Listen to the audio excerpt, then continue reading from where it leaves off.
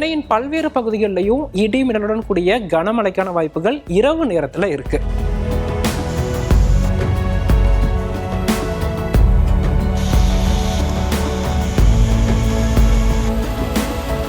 புதிய தலைமுறை டிஜிட்டல் நேயர்களுக்கு வணக்கம். இந்த ஆண்டு சூப்பர் எல்னினோ உருவாகி இருக்கு. இதன் தாக்கத்தினால நீடித்த கோடையின் தாக்கம் தமிழகம் முழுவதும் சுட்டெரித்து வருது.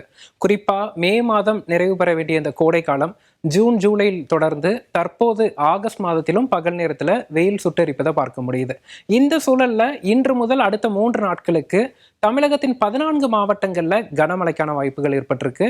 குறிப்பாக சென்னையில் இன்றும் நாளையும் கனமழைக்கான வாய்ப்புகள் ஏற்பட்டிருக்கு. இது குறித்து தான் இந்த காணொலியில பார்க்க இருக்கிறோம். தற்போது வானிலை அமைப்பை பொறுத்தளவுக்கு வடமேற்கு வங்கக்கடலில் ஒரு காற்றழுத்த தாழ்வு பகுதி உருவாகி இருக்கு. அதாவது வடமேற்கு வங்கக்கடல் மற்றும் அதனை ஒட்டிய பகுதிகளில் நிலவக்கூடிய இந்த காற்றழுத்த தாழ்வு பகுதியின் காரணமா இந்தியாவின் கிழக்கு கடற்கரையோர மாநிலங்கள் எல்லாம் ஈரப்பதமான காற்று உள்நுழைவதை பார்க்க முடியுது. அடர் மேக குவியல்களையும் பார்க்க முடியுது. அதே சமயத்துல தென்மேற்கு பருவமழை பிரதானமாக மழையை கொடுக்கக்கூடிய மேற்கு கடற்கரையோர மாநிலங்கள் நம்ம பார்க்கிறோம். குஜராத், மகாராஷ்டிரா, கர்நாடகா, கோவா மற்றும் கேரளா போன்ற மாநிலங்கள்லையும் அரபிக்கடல் பகுதிகளிலையும் எந்தவித மேக குவியல்களும் இல்லாத சூழல் காணப்படுது. தென்மேற்கு பருவமழை தொய்வடைந்திருக்கு அப்படின்னு எடுத்துக்கலாம்.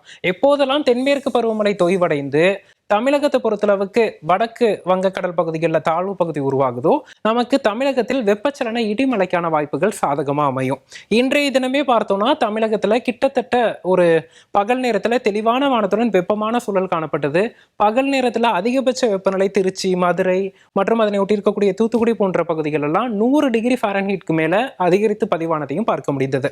இந்த சூழல்ல பகல் நேரத்தில் இருக்கக்கூடிய வெப்பம் மற்றும் மாலை நேரத்தில் உள்ளே நுழையக்கூடிய அந்த கடல் காற்று, ஏற்கனவே இருக்கக்கூடிய அந்த தாழ்வு பகுதியின் காரணமாக இருக்கக்கூடிய ஈரப்பதமான காற்று, இவை மூன்றும் இணைந்து இன்று முதல் 3 நாட்களுக்கு தமிழகத்தில் வெப்பச்சலன இடிமழையை கொடுக்க இருக்கு. குறிப்பா பகல் நேரத்தில் தெளிவான வானத்துடன் வெப்பமான சூழல் நிலவும். பகல் நேர வெப்பநிலை இயல்பில் இருந்து 2 முதல் 3 டிகிரி செல்சியஸ் அளவுக்கு அதிகரித்து காணப்படும். அதே சமயத்தில் மாலை, இரவு, நள்ளிரவு நேரங்கள்ல இடி மின்னலுடன் கூடிய பலத்த மழைப்பொழிவை நம்ம எதிர்பார்க்கலாம். அதற்கான காரணம் ஈரப்பதமான மேற்கு காற்று மற்றும் பகல் நேரத்தில் இருக்கக்கூடிய வெப்பநிலை மற்றும் ஈரப்பதமான கடல் காற்று உள்ளே நுழைந்து அந்த இடிமலை மேகங்களை உருவாகுது. எந்தெந்த மாவட்டங்கள்ல மழைப்பொழிவை நம்ம எதிர்பார்க்கலாம் அப்படின்னு பார்த்தோம்னா, குறிப்பா வட மாவட்டங்கள் முழுவதுமே இன்றும் நாளையும் கனமழைக்கான வாய்ப்புகள் இருக்கு. இதுல நம்ம பார்க்கிறோம் சென்னை, திருவள்ளூர், காஞ்சிபுரம், செங்கல்பட்டு, ராணிப்பேட்டை, திருவண்ணாமலை, விழுப்புரம், புதுச்சேரி, கள்ளக்குறிச்சி, கடலூர், திருப்பத்தூர், வேலூர் போன்ற மாவட்டங்கள்லையும், அதே போல வடக்கு உள் மாவட்டங்களான சேலம், நாமக்கல், ஈரோடு, பெரம்பலூர் போன்ற மாவட்டங்கள்லையும் இடி மின்னலுடன் கூடிய மழைக்கான வாய்ப்புகள் இருக்கு. இந்த மழைப்பொழிவு இன்று ஆகஸ்ட் 23 மற்றும் 24 ஆகிய 2 தினங்கள் பரவலாக மிதமானது முதல் சற்றே கனமழையும், ஒரு சில இடங்கள்ல கனமழையும் பதிவாகும். மழையின் போது வலுவான இடி மின்னல் இருக்கும். மழைக்கு முன்னதாக தரைக்காற்று சற்று பலமாக வீசும். 30 முதல் 40 கிலோமீட்டர் வரைக்கும் வீசுவதற்கான வாய்ப்புகள் இருக்கு. அதே போல இதனை ஒட்டி இருக்கக்கூடிய மாவட்டங்களான மயிலாடுதுறை, காரைக்கால், அரியலூர், திருச்சி போன்ற மாவட்டங்களையும் மாவட்டத்தின் ஓரிரு இடங்கள்ல இடி மின்னலுடன் கூடிய மழைக்கான வாய்ப்புகள் மாலை, இரவு நேரத்துல இருக்கு. மற்ற பகுதிகளை பொறுத்தளவுக்கு வறண்ட வானிலை நிலவும். ஓரிரு இடங்கள்ல இடியுடன் கூடிய மழையை எதிர்பார்க்கலாம்.